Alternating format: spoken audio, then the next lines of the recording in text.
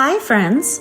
I'm Heather Miller, CEO and founder of social impact startup Grasshopper, talent acquisition and DEI specialist, mom of 2 humans and 3 fur babies, most under 4, former professional ballet and hip hop dancer, yoga teacher, interior designer, caregiver, provider, retirement planner, innovator, social connector, and the list goes on.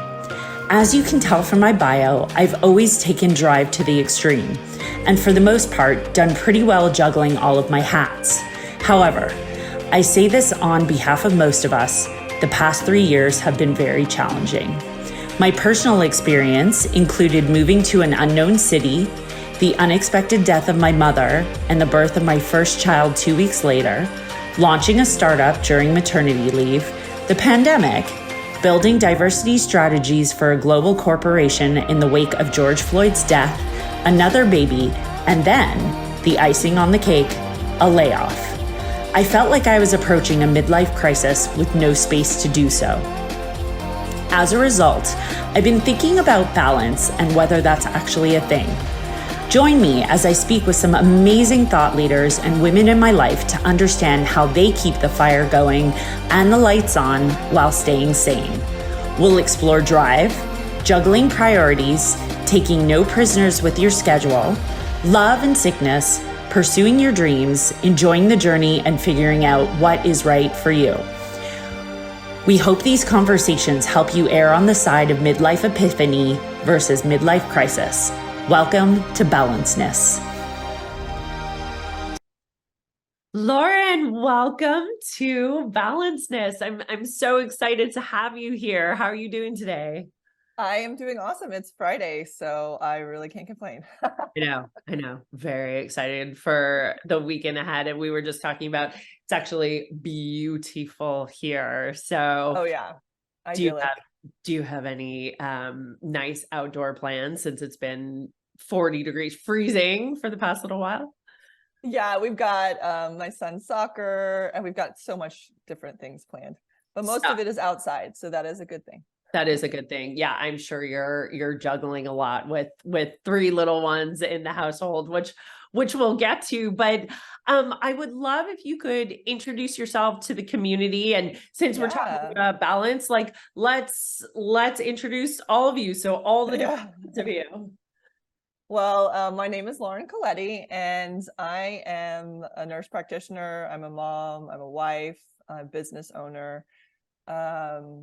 And yeah, so my history is really, I've got a bachelor's in environmental science, decided not to go to med school after some years in between. I really knew at that point in my life, I'm so proud of myself because I was like in my early 20s. I decided that I really wanted to make sure I had room for family, like family at some point in my life. I was by no means in a relationship at that time or ready to have children in that early 20s age, but I knew that I wanted to prioritize being a family. My dad is a neuroscientist, my mom's a nurse, so I grew up very much in the science, academia, working, lots of physicians around, and just sort of felt making sure that I prioritized family. And so I learned about the nursing profession, and it was like a bunch of women. So I figured they've probably got it figured out. And as I kind of learned more deeply about nursing, and it's a very holistic model, really looking at the whole person, not just the medical. So I'm sort of trained in a holistic way and also trained in a very traditional medical model way as an advanced practice nurse. So I went back and got my nursing license. I actually got a master's in public health. And then eventually got my nurse practitioner license, which I'm using today. So in between that, I found my husband. After working as a nurse practitioner, I ended up having 3 children. I started my own functional medicine practice around that time, and then have since transitioned to director at Alive and Well, which is a wellness center out in Bee Cave, Texas, soon to be Dallas and Boulder. So lots of things that I've accomplished, and more to come for sure. Yeah, that's so exciting. I think something that you just said that's really interesting is that although you weren't ready to start the family, like you saw that in the horizon. So, how did that change your decisions around? I guess you just mentioned medical school. Was it something that you were like, "Ooh, this is going to be like a long slog and Right. not so great for the balancing of the household in the future?" Like what how did it impact the decisions you made? I mean, that's really um young, and kudos to you for having the foresight for I like know, I have no thinking idea. through that early, Yeah. because Yeah. it really does, like you do, if you don't think through, it sounds like you were being really intentional about what you. Yeah. I was thinking through and, being in that environment and, immersed in academia, I babysat a lot of, I just saw the struggle with babysitting kids of, physician parents and just the struggle of having the time to be with the family. And I just knew that that was going to be a priority for me. And the last thing I would want to do is go through all this schooling to then realize, gosh, I had to potentially make a decision between, being a mother and being, my career. And I mean, when it comes down to it, I spent as much time, if not more, in my schooling to become what I am today than I would have as a physician. So it was not like an efficiency track. However, I feel like, and I have a lot of physician friends, um, you know, I just feel, and even talking with them, especially the female ones who are mothers, just how I feel so glad that I made that decision. There's definitely been inner conflict with that as I've gone through my career and even now. But I'm just so glad that I made that decision because I have autonomy. I have the ability to sort of navigate my career that also allows me to be a mother, which has been, something that I've wanted to do my whole life. So I feel very powerful in my decisions with how I navigate my career, which is what a joy, what a gift I'm able to have to be able to do that. And I know that I'm fortunate in that regards. I love hearing that. And it also sounds like when you were going through like your certifications, yeah, I mean, it was a lot of schooling, but it sounds like, as I said before, all the decisions were very intentional. So very, very cool. Um, Yeah. we're talking about balance on balancedness. So what does, and we talked about this a little bit in our pre-conversation, but what does balance mean to you, if anything? Well, balance is such a word, right? It's a pretty loaded word for someone, like us where we're at in our lives. And I've really reflected on that because I think you start about thinking about balance within, being a sibling within your household, right? Prior to, being a wife, being a mom, etc. And I think the earliest idea of balance is in a marriage, right? And you quickly find in a marriage, balance is not like 50%, 50%, right? If you look at that, you're going to drive yourself crazy and you're going to continue to be resentful because we all have roles. And so I like to think about balance is that I have many different roles or hats that I wear in my life. I'm a mother, I'm a wife, I help kind of run our household. I also have myself, right? My growth, my connection with myself is really important, and that to my greater family. And so they're all different buckets, right? Where I want them to be in some level of attention, my attention. And at times, some of those buckets will get a little bit more attention than the others. But I have to feel good within myself, and there's no specific, it's a feeling that I'm really, attending to all those different parts that I have set as being of highest value to me, right? Yeah. And so I have learned lots of ways really, and how we do as humans, I talk about this with my patients, is we learn when things go wrong or we do stuff goes bad, we're like looking at it, reflecting like, yeah, I really shouldn't have done it that way. And so I've had a lot of those experiences in my life. They continue to happen, right? I think with being a mom and working, it is as your kids grow and needs change, like that is a constant struggle. And actually I was just talking with a Vedic astrologer because I'm very into like astrology, energy medicine, just the spiritual, connection to spirit, right? Yeah. And really like my whole, what my struggle, my on earth is basically the balance between a very strong sun in my work house and then a very strong connection to my home. And so it gave me a lot of peace to say, I don't have to choose either or. This is really my struggle. This is where I'm here to work out the karma that I'm here, right? And so I take a lot of peace from that. And so I just continue to look at balance as a feeling of that. If I feel like the areas are attended to enough, that some are going to be weighted than others. So when I think about balance, it is not 50-50. It is not evenly distributing. It's really just a feeling of awareness and attending to the things that are most important to me. Can we talk for a minute about the spirituality piece there? You touched on the Ayurvedic principles, which I've never really delved into, but that's so interesting. You should. It's so fascinating. Like, yeah, I'm very new to it. And I'm by no means an expert, because it is very complicated, but it's basically the planets and moons, where they were when you were born, and that they're able to basically look at you as a person in your life in different stages, right? And so spirituality has always been something that has been important to me, but especially important to me, I would say, probably the last 5 to 7 years, really leaning into that. I think challenges with life, feeling struggles, you kind of look outside yourself and within yourself, but you look for some meaning, some support, like, am I on the right track? And that's where spirituality, connection to spirit. I grew up Unitarian, so I did not have a strong sort of God, Jesus. It was very much, what is God? What is religion to you? How do you define that? Which I think is a beautiful way, but I didn't have that, strong, like going to church and this is God and you've got Jesus, you've got all these things to rely on. And so I really leaned into that probably almost a decade ago, and really the last 5 years. And that's helped me get through and continue to feel like I'm on my path, that I'm here to, that I was put on this earth to do.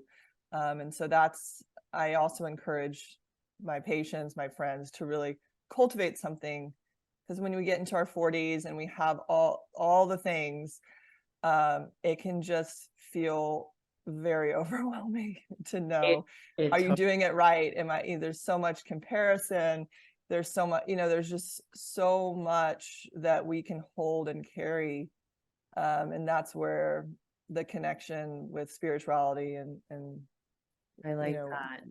Really has helped me. Yeah, it sounds like it's like providing some just sort of like structure, some answers to like your leanings and tendencies, and then you sort of understand a little bit more about like the why behind right. who you are. Why are we doing all of this? Yeah. Like, why am I? Yeah. One of the things that struck me when we first talked was, and you just mentioned it as well, with like your connection and your respect for yourself. And you talked about buckets, like there's the self bucket. So like in our our upbringing and our 20s, all this time for ourselves, and we're exploring ourselves. And then 30s, it kind of becomes career, and then you throw family into the mix and that becomes a focus. But it seemed like you are very intentional about creating that space for yourself. And then you mentioned it here in your spiritual practice. And when you and I were speaking, I think it was a Friday, and you had the day off and you were hiking. And I was just sort of curious about how you're sort of designing your schedule to provide optimal balance for yourself, so that you can honor all those different pieces of you and the balance that you're looking to create.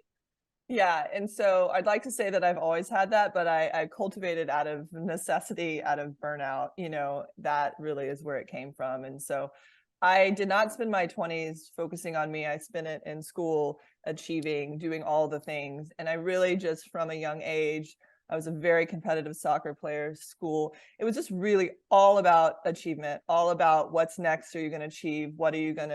What degrees are you going to get? All the things, all the achievements and work, Really get that. work, never stop working. Oh, and then have a family and do all these things and just forget about you as a person because what you achieve is most important. And so that is a really hard wake up call. And that's really when spirituality came after I had my kids and I'm like a shell of a person.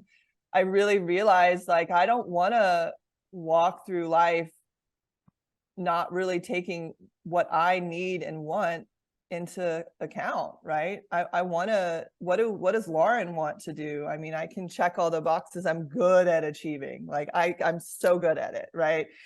And so that's really where, when I started my own practice, it was also a full burnout mode, right? And so it was a way of really stepping into my own. It was scary, but then I was able to really design how I wanted to see patients, what I wanted to do for me, and designing my schedule where I have space to feel some ease, be in nature is really important to me, moving my body, connecting with people. So I try to, in my schedule, create that. And I actually realized when I stopped constantly trying to force outcomes and work harder.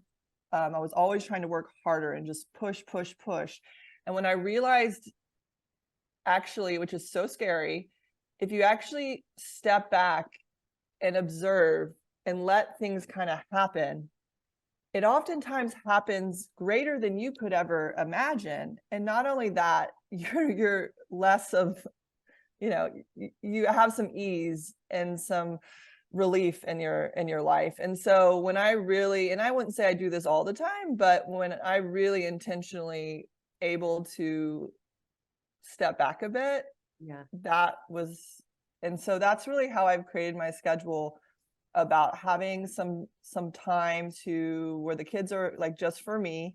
And that's at this point where it's at. Fridays are definitely not fully off all the time, but they're there for me to put in things intentionally that I want to do. Even it is oftentimes work related, but it's a day for me to choose versus it be sort of scheduled.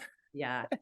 I love that. I've been, speaking with a couple of women on this podcast, and we've been talking about like the 4-day work week and sort of efficiency and all of these things. But at the end of the day, especially when you have children, your weekends are not about you. You need some time for yourself. And one of those weekdays seems to be where it's at. Yeah, for sure. So, your career journey, I want to hear about like, how did you discover functional medicine? And then we'll go into what that is as well, because sounds like, both with your parents' backgrounds, you were very ingrained in the medical community already, but this is it's a field that not everyone knows about. So I would like you to talk about your journey, and then also like, within that, like, what is functional medicine and how is that different from say integrative practices and holistic practices, and if there is such a difference to a lay person, like lay it down for us. So I guess I'll start with kind of my past. So when I got into medicine, so I was a nurse, as a nurse practitioner, you have to become a nurse. You have to work as a nurse for at least 2 years before you can even apply to become a nurse practitioner. So that requires you to be in a hospital-based setting. And so I worked in ICU, I worked in cardiac and post-surgical. And I really went into that as an intention. Okay, I'm going to be an advanced practice nurse. I'm going to be the one making the decisions and ordering, not just the one completing the orders, that's my role as a nurse, right? I don't have that autonomy. But I just saw really quickly that we were really not helping people in the way that I would have wanted to help people. we were a lot of people with lots of complex chronic disease. They get in, they get out, they come back, you know. I was not in emergency medicine, which is, you know, triaging acute, and then they send them to the right specialty, you know, right department. So ICU, I was getting a lot of the pretty sick critical care people. And I really learned quickly, it's like, I want to be able to keep people out of this place, because this place is, you lose power. It's scary. There's lots of things going out at you. You really lose a lot of your power, and it's not necessarily, it's about health. It's really about kind of trying to get the person to survive, to get them out. Right. Okay. And so, you know, I was doing hospital-based nursing. As when I became a nurse practitioner, I do all of my rotations, right? And so we do clinic, and we do OB, and we do, you know, different cardiology, women's health. And so I really learned quickly that a lot of it was about prescribing drugs for symptoms, and really not educating people and spending time with people to understand, like, kind of why they got to where they're at. And so I became very dissatisfied. I really was like, I don't know if I can do this. So I researched different fields. I researched becoming an acupuncturist. I thought about becoming a naturopath, which are different integrative, holistic providers. And so those were the two. Naturopaths really build in homeopathy, and integrate that with sort of medical practice, as well as herbal therapy. There's just a lot of different alternative skills in their toolbox. But in the state of Texas, they're not licensed professionals. So really they can't, even though they are in many states considered on the same par as physicians, in Texas, they aren't. So they're very much limited in their role. So I was like, you know, I'm not going to go to all this schooling to then have a license that's not recognized in Texas, and then I can't prescribe, or I can't do the things that I'd want to be able to do. So I quickly learned that that wasn't going to be the case. And so I learned about integrative medicine, which is just integrating, you know, Western medicine, which is what we know of. A lot of it is pharmaceutical, but it's, you know, a lot of testing, diagnostics, treatment, with integrative or complementary therapies, acupuncture, massage, nutrition, exercise physiology. And so that's really an integrative approach, is just combining the two. Functional medicine is really a systems biology approach. It's looking at your body as one dynamic system. So you think about, you go to the women's health, you go to your OB to get your pap smear, they focus on your female organs. You go to the gastroenterologist when you got, your colon screening, and they focus on your gut. You go to the endocrinologist when you have a thyroid issue or, hormonal issue, and they focus on that. Who's looking at how all of those systems play or connect? No one. Well, they're really typically your GP, right? But I know that we have a very complicated system with our GPs here. Never mind that it's impossible to find a good one. Yeah, I worked in family medicine for 8 years before I moved into a solo practice. But so functional medicine is just really looking at your body as a dynamic system and looking past symptoms to understand why things are happening within your body. So kind of what's been sort of termed root cause medicine. It's understanding why, not just treating symptoms. And so that there, requires a myriad of testing, but also just really understanding a person's story. So what brought you here today? Most things that people are struggling with did not happen yesterday, and today you're having the symptoms. Usually it's a culmination of predisposed, so genetics, environment, and triggering events over time. And so when we think of emergency medicine, which we are amazing at, you come in, you're in a motor vehicle accident, you rupture something, they sew it back together, they save your life, and then you're sort of on your way.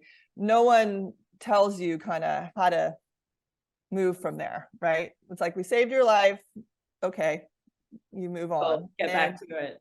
If you're struggling with chronic issues, we don't have a great job of helping people with that in our current system, right? We don't have enough time to spend with patients. We oftentimes don't have the right skills or tools to really understand why things are happening. We have a lot of pharmaceuticals, frankly, medications that we can try to throw at symptoms, right? Yeah. But people are left sort of feeling dissatisfied with that answer, and oftentimes those treatment regimens. So functional medicine, really, we look deeper. We really focus on foundation, so nutrition, lifestyle, sleep, stress, looking at comprehensive lab testing to understand sort of why things are happening and correct those, to then, see sort of the result of that. So you kind of touched on mental and emotional coming into the equation. Does spirituality fall into that as well? Oh, absolutely. Depends on people's practice. Yeah, absolutely. Spirituality, energy, whatever that means to you, I mean, is essential. So our body is really, our nervous system is really driving the show of a lot of things, right? Yeah. It drives our hormones, our stress hormones. And so when we feel ungrounded, unconnected, we're human beings, we need to be in the presence of humans and connect with people. When that's sort of off, our body feels ungrounded and tend to be sort of in this chronic sort of sympathetic or fight or flight state. Doesn't mean that we're fleeing from our life, but our system doesn't have nuance. We're very primitive in that regards. It's sort of, there is some nuance, but little. It's really, we're either sort of in this sense of safety or we're in a kind of sense of fear. And when we're in that sense of safety, that's when digestion happens. That's when regeneration happens. That's where our immune system works. When we're in a state of fear, that's where basic survival goes in, right? We don't want to be staying in that space all the time, because that's going to ultimately impact all the other stuff that happens when we feel safe. Yeah. And so that is where a huge root of dis-ease, right, comes from. And of course, that's a root. There's nutrient balances, there's gut, there's hormones, there's lots of things that we can look at and support, but it's pretty foundational to have some form of spirituality, some form of connection to yourself, as a starting point. So for many of my patients that come in that have seen every practitioner, they've got, unknown symptoms, no one's been able to help them, I really stress and tell them to lean into that. And oftentimes they don't like the answer. They want to do all the testing, and, they want all the things to tell them exactly what's wrong with them. And in reality, the more they connect with themselves, they oftentimes have a lot of the answers, because really, I don't know your body better than you. Right. You do, right? I'm just here to guide and to have expert knowledge in this area of where we can navigate to support your body. But I know that's empowerment is something that we've talked about, and that's part of that process, is really giving you the tools and reminding you of your power to understand your body and to be the owner of your body, meaning you have to take accountability for your actions. Yeah. You have to take ownership of that. But when you do, and you understand your body, you really know what's best for it. And so that's a lot of what happens over time. It's not like on visit one, but it's a relationship that you build with your practitioner. And it is very, very impactful for my patients. So let's skip to that question, because I want to understand, like, how do you help people build that accountability and the empowerment?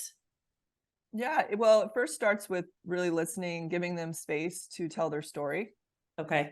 Trusting them that I believe what they're telling me. So many, and I see a lot of women. So many women are seekers of healthcare. They're seekers of answers, right? Men are not, they're not going to first go seek answers or help, but women are actually the number one seekers of healthcare, of services in the wellness industry, which we're in. I mean, they are the ones going into the wellness center, doing all of the different services, purchasing the supplements. It is primarily women. And women in general are not heard. They're not validated. They're not trusted. And that they ultimately carry as like, well, I guess there isn't anything I guess this is just how it is, and trying to convince themselves of what people are telling them, right? Yeah. And so a lot of it is healing happens with me just listening, validating, giving them tools, reminding them a lot of it is with different AM, PM practices. I say bookend your days of ways to connect with yourself. And then it's also about giving them, doing testing, the right type of testing to validate and to help them understand sort of what is at the root, and then the path we move forward. And through that is, a lot of lifestyle changes. So nutrition, our habits, our thoughts, and so it's a lot of work. Yeah. So when you start making these changes and working really hard, you realize you really take accountability. You're taking ownership because you're doing it. I'm not doing the work for you. I'm kind of guiding you or telling you, but really it's more agreeing with, we're agreeing that this is the path that you want to go forward. And so by doing all of that and all of the changes that they make to then see those positive impacts, they really do take ownership, and they feel like they can support their body in the way they need, versus, oh no, this symptom came on and what am I going to do? I better go to the doctor immediately to figure out they can tell me, when in reality it's like, okay, am I eating right? Like, what are my habits? What's going on? And then obviously there are times when we need to seek care, and that's where I'm here. But can be when you don't have answers, you haven't been listened to, you've been dismissed. It's just a constant fear within you of all the things that are going wrong that you don't understand, and no one's given you any answers or tools. And so you're in a chronic state of fear that you just want to reach out and find anyone to help you. And so many patients, so many women have been on that roller coaster until they find me. I'd love to say that they find us or functional medicine first, but normally it's not, because we're out of pocket. Usually it's expensive. It's an investment in your health. Certainly it's worth it, but it's an investment. Yeah. And so we want to try to find answers first with not having to go there. Yeah. So yeah, that's how we build it. And not everyone's ready. Not everyone's ready to have those changes or to be empowered. Yeah. But if you have a glimmer of openness, it typically just happens over time. Yeah. It sounds like it's like a real education process. And then I guess it can be, well, the aim is for it to become preventative, right? Like you're not, as you said, like triaging symptoms. It's preventative. You have a lot more self-knowledge and knowledge around like how to manage what is coming up for you. 100%. But you talk about on your site like pillars of wellness. What are those for you? Well, it's really the foundation. So pillars of wellness is really nutrition. Okay. It's really about lifestyle. So how are we moving our body? How are we sleeping? How are we managing our stress? Those are foundational pieces to health, and that there's a lot that goes into each one of those. But that is foundational. And yes, my goal and a lot of what our mission is with what we're doing at Alive and Well is to really get people to recognize the time to get testing, the time to seek care is really when you're feeling well. That is the best time, because once we have a stacking of chronic illness, it's a lot harder to dig you out of that hole than it is to prevent you from falling in it. You're like peeling away layers. It's again training ourselves to not be so reactionary and really trying to be proactive and preventative, because if we can help give you the tools to live your life in the healthiest way, looking at lab tests annually to make sure, we can see oftentimes imbalances in labs before we actually manifest physical symptoms. So by correcting those, having an expert kind of assess like, okay, how's it been going last year? Where's your sleep at? Where's your movement? Where's your, weight? Where's your metabolic health? Metabolic health is huge to overall wellness. And so looking at that, having someone looking at your labs, not just what's normal and abnormal, but what's optimal. And so that's another thing that everything can be normal, but do you want to be normal or do you want to feel optimal? You want to And feel so great? you need someone to be able to look at those labs, but then also to say, it's not just about labs. Like, how are you living? What are your relationships like? How's your work? How's your balance feeling? You know, how are you feeling in those regards? Because again, oftentimes some of the biggest impacts in people's health is stuff that I don't necessarily intervene on. It's a lot of it has to do, well, I retired, or I made a big shift in our family structure, or I made some hard decisions, or I really spent time to connect with myself, do some healing of childhood trauma or PTSD or things of that. And so those are all ways to kind of optimize and our pillars of health. For sure. You're very convincing. You might have some new patients in the Milani family coming your way in the near future. But I want to talk about Alive and Well. I think I mentioned this when we first connected. I'm sort of blown away by the center, and I would love you to tell our audience, like, what is Alive and Well? What are your goals? What are you trying to achieve with the organization? Yeah, so Alive and kind of wellness ecosystem, right? It's sort of there's kind of four parts to the business, and there's a compounding pharmacy. So they do both compounds as well as just retail pharmacy. There's a really great sort of wellness area where we have pharmaceutical grade supplements, and we have really educated experts to help support you in making decisions on nutraceuticals and other products. We also have an e-commerce site where people shop online. And then we have a wellness center, which we have IV vitamin therapy, we have acupuncture, massage, sauna, ozone, and various other, complementary therapies. And then there's the functional medicine. And so functional medicine is the newest branch of the business. And that's what I've kind of come on to sort of direct. We've been open for about 2 years. And so really the mission is to, elevate human health, to really help people uncover their God-given gifts so that they're able to share those with the world and make a positive impact. And it gives me chills. I see this in my practice, and now I see it in the colleagues, the team that we have, is that when you help someone feel their best, they are like lit up, and it's magnetic. It's amazing to see someone shining, right? And living, not just surviving.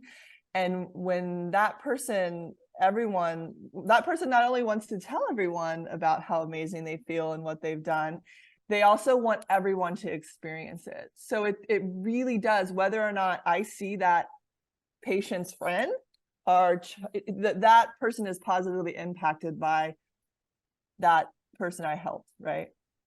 Or that we helped feel better. And so there's multiple different ways that patients can come in and feel their best. They can go get a service, they can get an IV, they can talk to someone and get some great supplements based on some of the questions that have been going on. They can get a therapeutic massage, acupuncture.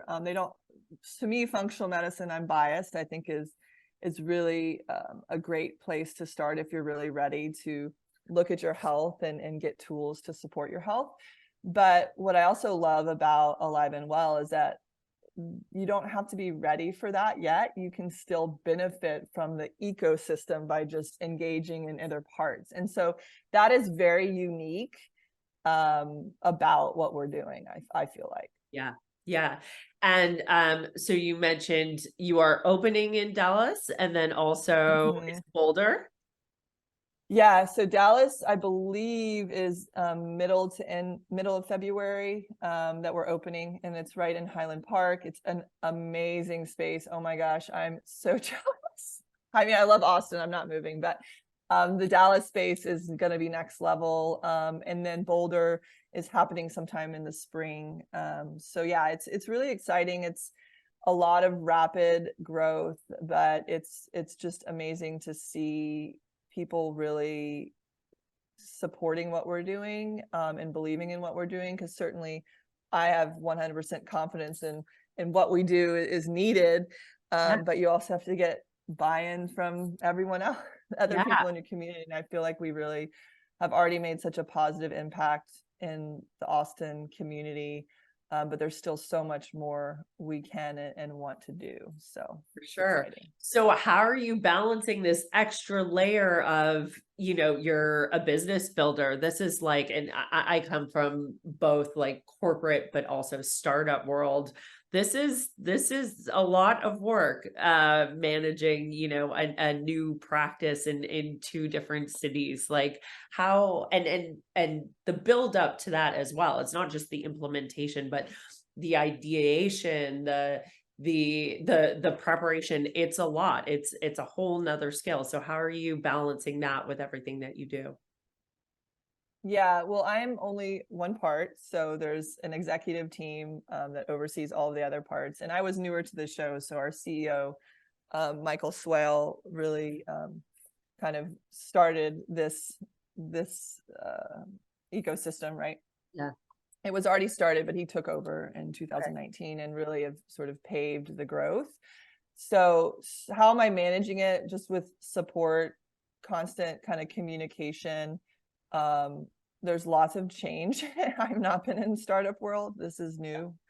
Medicine and startup like don't really mix well. And it's kind of a funny thing I told Michael when we were just discussing, like dreaming of this. I said, you know, you can scale a lot of things that you do fairly easily. Scaling what we do in the clinic is hard.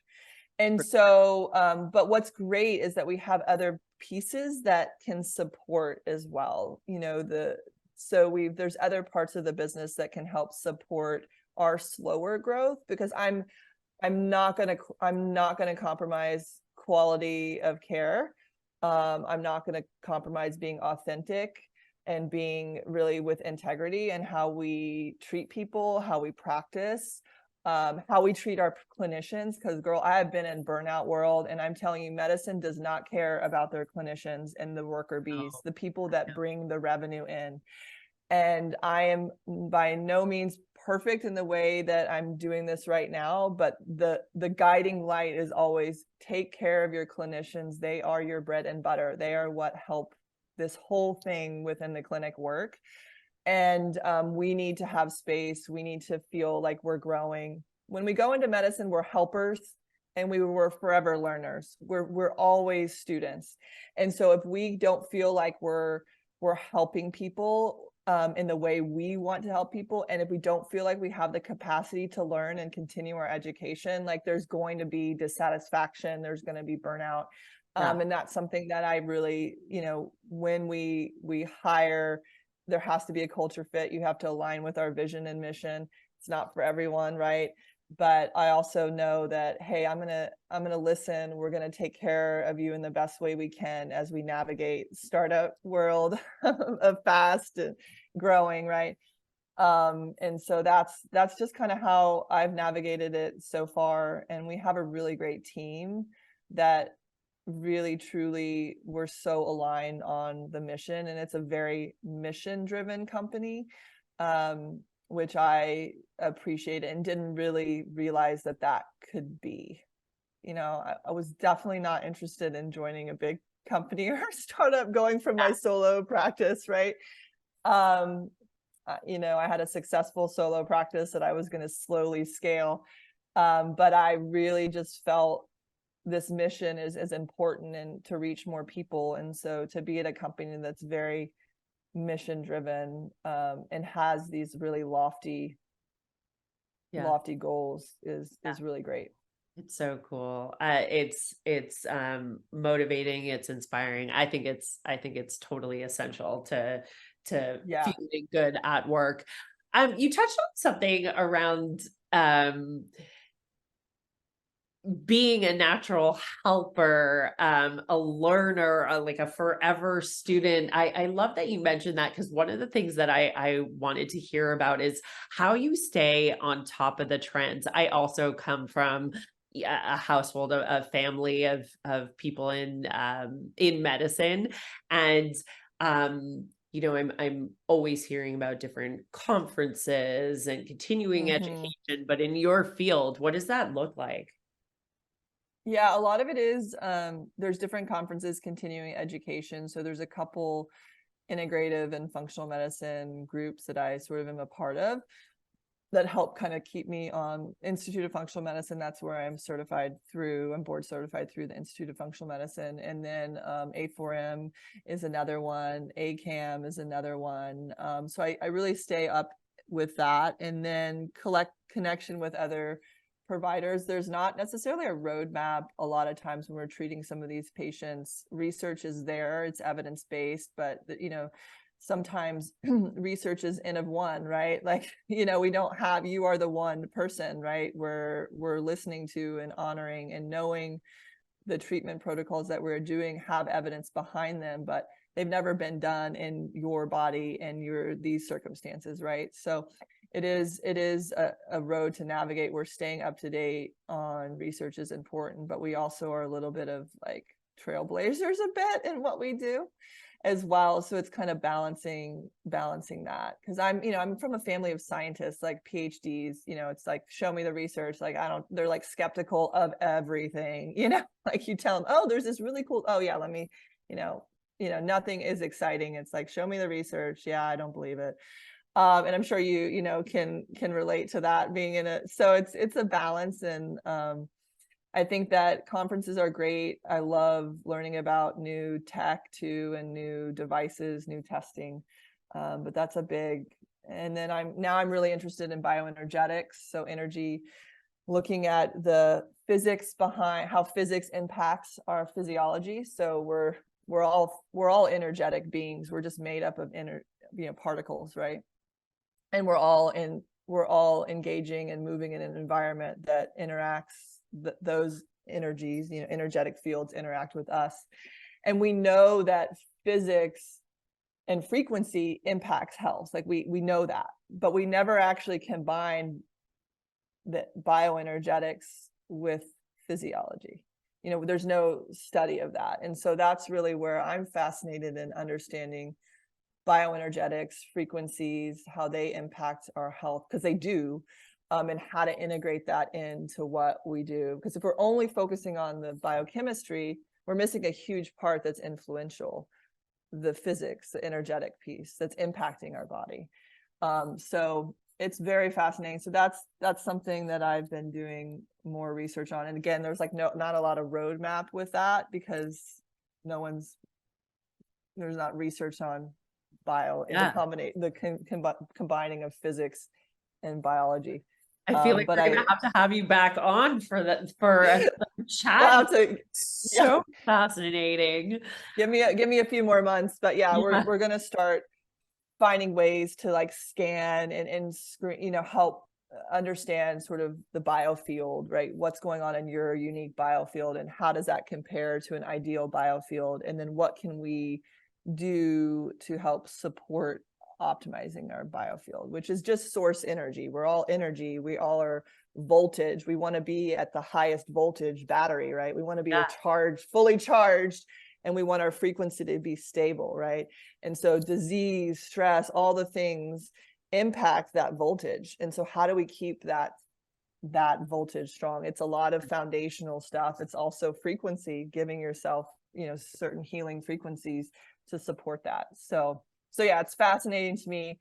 I feel like it's kind of the next step past functional medicine, as far as like looking at that first before anything else. So yeah, that's an area that I'm always learning. I always love to learn, and my patients are my best teachers, because they're always presenting things to me, or challenges that I need to dig into the research and learn about. For sure. And One thing that I also really loved, you just mentioned it now, this like wellness ecosystem, but it's very, let's say, like alive and well on your site. And I love it because it implies interconnectedness and community. And so how does that idea, that theme of community play out in your practice? It's playing out, I see patients one-on-one, right? So I don't do a lot of community Right. work, but I'm actually really focusing on this next year of doing more group-based programs. So I'm going to be launching a women's program in January that I'm super excited about, to kind of engage community a bit more in the way we practice. Certainly walking into the center, you're a welcome member of our community, right? But when it comes to my practice, it is very, very much just one-on-one at this point. But really, my desire is to do more group-based trainings, or programs, or just community events. And so that's definitely on the radar. I would not say that as a clinic we're doing a ton of that right now, but that's definitely to come for sure. So much exciting stuff on the near horizon. Well, I want to be mindful Yes. of time and wrap this up, but I want to play a quick game called Yin and Yang. It's basically a would you rather, just to get to know you a little bit better. Coffee or tea? Coffee. Coffee. I kind of Yeah. pegged you for a tea person, my follow-up No. is going to be like, give me some advice. But Well, I don't drink. So here's one, because women, I talk about this all the time. Coffee should not be the first thing in the morning before anything, right? We need to have coffee typically after we've eaten something or with food. So finish your breakfast before you finish your coffee. But you why can is enjoy that? coffee, organic mold. Coffee is very stimulating to our system. Our adrenals are waking up. We're shooting up hormones like cortisol to wake us up, to get us going. Oftentimes women around our age, we're a bit stressed out. We've got lots going on. So just hitting fuel to the fire with a stimulant like caffeine can oftentimes just cause sort of a blood sugar up and down roller coaster. It typically suppresses our appetite, so we then wait longer to eat, which oftentimes we need to eat in the morning to support that stress response and stable blood sugar throughout the day. So if you can enjoy coffee, I'm all about it. I tend to like to wait till, with my breakfast or after I've eaten something. And then of course I like organic coffee, mold-free coffee, all of those things. So that's what I enjoy once a day. So I guess you're not a proponent of intermittent fasting, sounds like. I'm not a proponent, but I find that it's not a, just a blanket do. I tend to say no unless we know more about what's going on. Very cool. Yeah.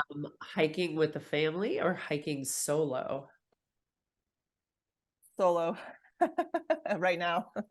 I've got a 4-year-old and a 6-year-old, so it's more about coaxing them to hike. So there's a different experience with each.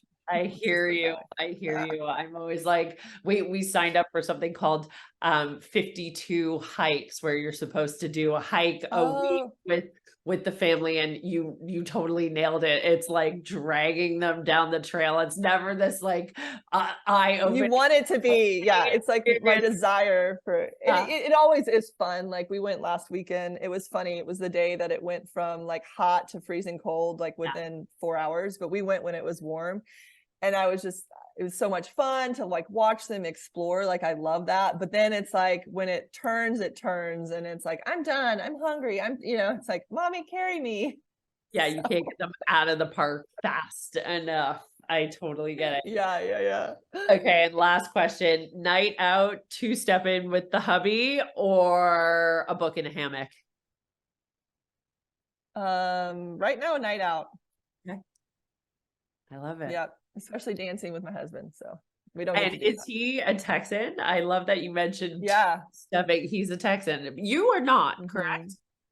I actually was born in Houston, but I spent most of my summers up in the Northeast. So I kind of relate a little bit more towards that. But yeah, no, I was born and raised in Houston. So you've got two-stepping in your blood. I love it. You're gonna have I do.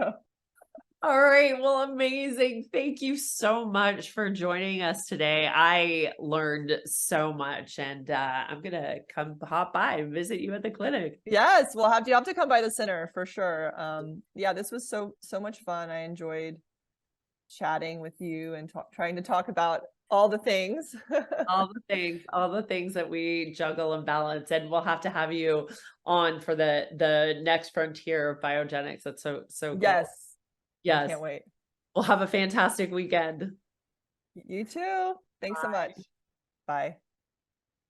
Thank you for supporting another episode of Grasshopper's Balancedness podcast. If you liked it, please rate, review, and subscribe on our Apple and Spotify pages. Send me a screenshot at hello@grasshopper.com. That's GRASSHOPPHER to enter yourself into this episode's surprise raffle. And be the first to hear about upcoming episodes and events by signing up for Grasshopper's newsletter, which can be found on our website. Happy balancing until the next time.